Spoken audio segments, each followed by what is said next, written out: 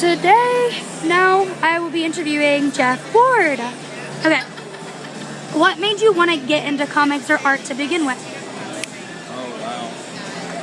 Well, I, as a kid, remember going to the local convenience store and picking up Batman. And I love the pictures. That was kind of my thing. I'd go there every time I had money.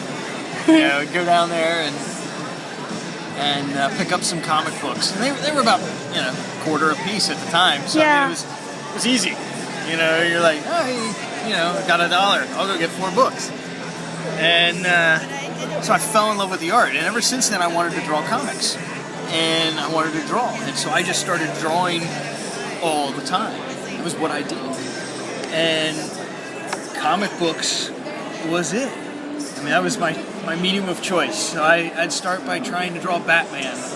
And here's a 6-year-old trying to draw Batman. And I'm just having a blast doing it. And I'm struggling through it. But you know what? In the end, I enjoyed it. It was fun.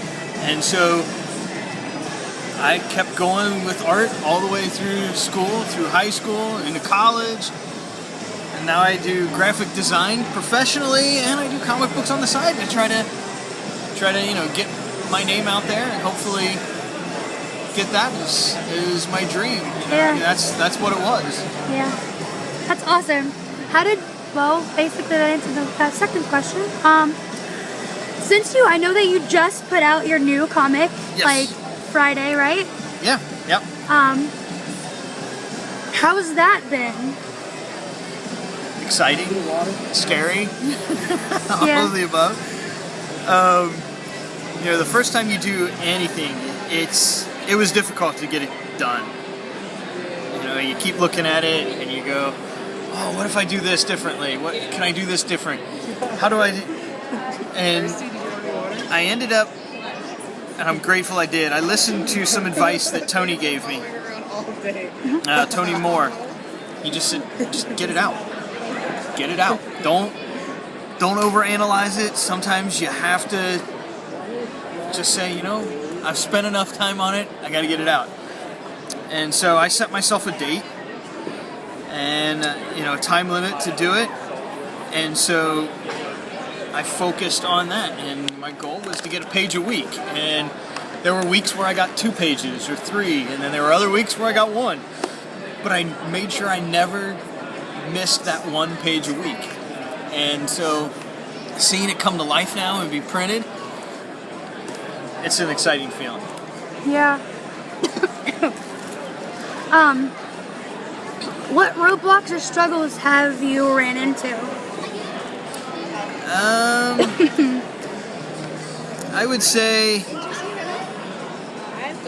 one of my biggest struggles is myself, because I feel like I always want to do the best work that I possibly can. And in doing that, sometimes you hold yourself back. Mm-hmm. You say, oh, that's just not good enough yet. I need to do this, or I need this. Or when I get this. And so you kind of pull back. And for me, I've been trying to do comic books forever. And I kind of stopped after I got married for a while. Mm-hmm. And it wasn't until 4 years ago when we were having the very first Cincy Comic-Con. Mm-hmm. And I decided, okay, I was going to do something for the art auction. Mm-hmm. And I'd still been doing art in college and did art and, at work and stuff. But it was different. I said, you know what, I'm going to do something. And so I put together this hawk girl drawing. And I remember that drawing. And it went for, I think it was like $150, yeah. $140 yeah. at that first auction. And I remember Tony coming up to me, and he tapped me on the shoulder, and he said, Jeff, that was a killer hawk girl. And he said, you should be at a booth instead of being one of the henchmen. And I said, okay, I got to take the plunge. If this is my dream, if this is really what I wanted, I had to do it. And so I think that I was my biggest roadblock in many ways. Yeah.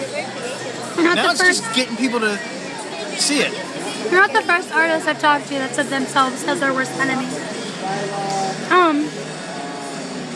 How do you come up with your ideas? Like, how did you come up with the idea for your newest comic book?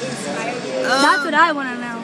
Well, Malibu Jack came to me from a friend. He's a part owner of an entertainment spot down in Lexington called Malibu Jack's, and they do video games and go-karts, laser tag, and they're expanding. And so they just expanded to their second store, their second location in Louisville. And he said, you know, it'd be really cool if we had a comic book that we could get out there. And so we started kind of tossing it about. I said, okay, well, let me see what I can come up with. And so I started talking with my sister, who's writing for me. And I said, you know, it's got to be a kid's book. It's got to be fun. And we need to come up with some characters. And I said, I've got a couple of them. And I had started sketching Wally Wombat. And she named it. And she came up with these other characters. And she gave me a list. She said, oh, here's his friends. And she's like, one's a dingo. One's a kookaburra. One's a koala bear. And I said, I don't even know what a kookaburra is. So I had to look one up. And, you know, one's a red-haired flying fox. And I was like, okay, cool. So I started learning these types of animals. And then it just spun out from there. I said, it's got to be fun. It's got to just look animated and have a fun feel to it. So I started that way. And it really became something where, you know, I got some cool characters. And they're mine. You know, they're mine and my sister's. We created these. Yeah. And now we're bringing them to life, and so it's fun. Yeah. This is the comic book. Get a little shot of that. Well, what are your future plans? Ooh. Future plans. It could be like big future, little future, next week. Right now, I am looking at getting a spot at Gem City Con next year. I'm looking at C2E2. It's been Chicago, which is kind of a really big deal. Little more scary. I'm going to continue doing Cincy. And I'm going to keep working on that book. I got the script for issue 2. I'm working on doing the art. As soon as this con is over, that'll be the big thing on my plate. Awesome. And so that's going to be the first major thing. We're going to launch the web store. It's really close. I've started adding content to it. I just haven't officially opened it up to the public. But it'll be through Square, and so those are kind of the next big plans. Minor plans, I'm going to finish this commission and make somebody happy. Would you like to say anything? You know, I would just recommend giving people a chance. If you see a new book, give it a try. Check it out. You know, there's a lot of people out there with some really cool ideas who aren't necessarily part of the big two, Marvel or DC, or even Image yet. And so, you know, give them a chance. You might just find the next Kirby, the next Tony Moore, the next Jim Lee. You know, give people a chance. You know, take a little bit of risks. I would say if you're an artist, keep working at it every day.